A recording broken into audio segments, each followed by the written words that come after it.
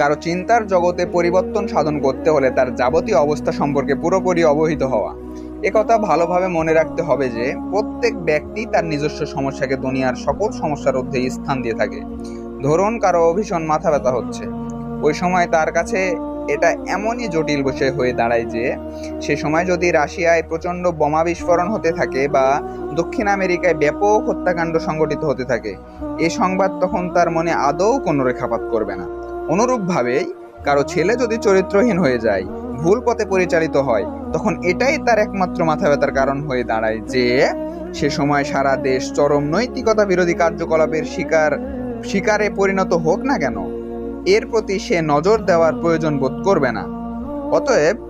আপনার আমার দায়িত্ব হবে কারো চিন্তা জগতে পরিবর্তন সাধন করতে হলে প্রথমত তার যাবতীয় অবস্থা সম্পর্কে পুরোপুরি অবহিত হওয়া এবং তার আশেপাশের পরিবেশটাকে